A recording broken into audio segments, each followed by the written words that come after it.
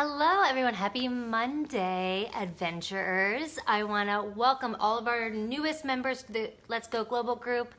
I'm so glad to have you here. I'm Lindsay Ballet, She Works Abroad, and I answer a bunch of questions and also give information and insight every week, sometimes a few times a week, either through video or through writing in the Facebook group. So welcome. I'm super glad you're here.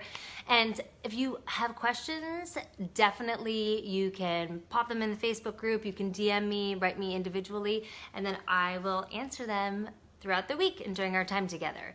So I want to chat today about a request that I get all the time. People direct message me, I get LinkedIn requests, I get Facebook requests, Instagram requests, you name it. And they say, Lindsay, will you look at my resume? I want you to look at my resume because I'm not hearing anything back from recruiters. I'm hearing very little back. I'm not getting the traction I want. Please look at my resume and tell me what I'm doing wrong. Basically tell me if I'm fit for an international job.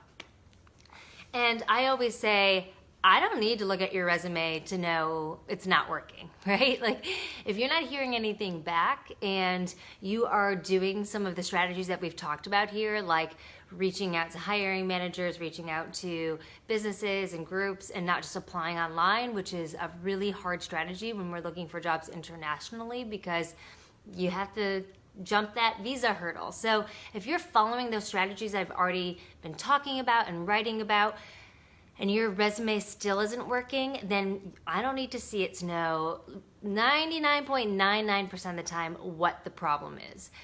Typically, we are very good at writing resumes for our own country and our own culture, and they're usually technically based, right?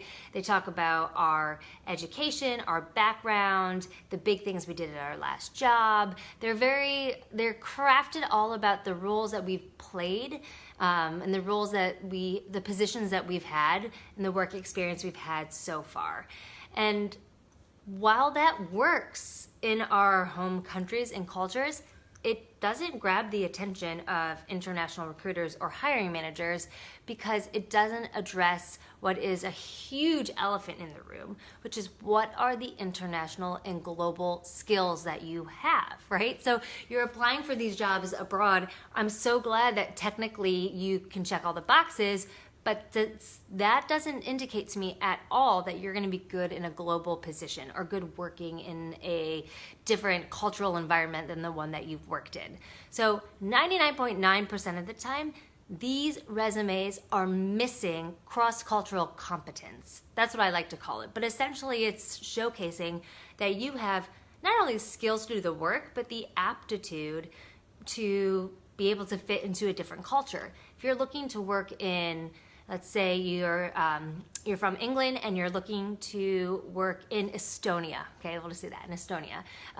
How am I going to know by looking at your technical resume that says that your last job in London you were an account manager means that you're going to be able to be successful and do really well in a new cultural environment, right? Like there's a big gap there. So your goal here is to fill that gap. And when we talk about cross-cultural competence, I mean things like, sometimes people say, I don't have any international skills. I've never had a global role. Well, think about it a little bit differently. I want you to think about experiences that you've had where you've had to deal with change. It could be you went to college in a different city than your own. It could be you did a semester abroad. It could be that you ran a group in high school that had a bunch of different players of diversity. You have emotional empathy and the ability to fit into a new group, right? I'm just thinking here of all the different cross-cultural options you have. You have resilience, meaning that you have experienced a new environment and you've been able to stick it out, because that's what they're trying to see here as well. When the going gets tough and maybe you are in a new environment and you're a fish out of water, do you go to that resilient part where you can say, okay, I can adjust my, I can adjust my tonality, I can adjust my working style, I can adjust to this new culture in order to thrive and survive? That's what your resume needs to say. It doesn't need to say that you're really good at, JavaScript or you're an amazing, English writer. Okay, it needs to have some of that, but it also definitely has to talk about your global capabilities. And I think there's really 3 areas that you need to be showcasing this. One is in your abroad elevator pitch, which is your basically 30-second to 1-minute snapshot of why you're qualified to be working internationally, and not only qualified, the best candidate for an international role. The second is in your resume, which we've been talking about, making it skills-based and talking about your global capabilities and competence.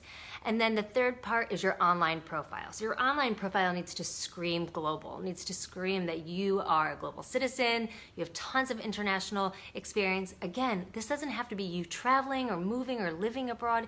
International experience can come with joining a group or being in a program that's part of your local community that just shows you different parts of people and diversity and culture, etc.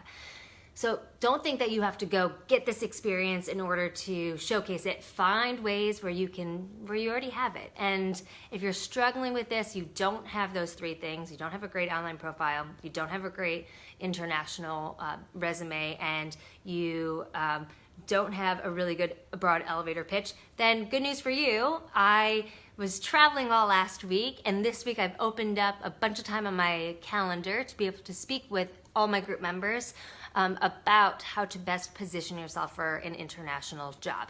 So if you've been struggling, if you're not getting anywhere, or you're thinking, hey, I wanted to send Lindsay my resume and now I know where I am actually missing things, then book a call with me and we can talk. So here's what we cover.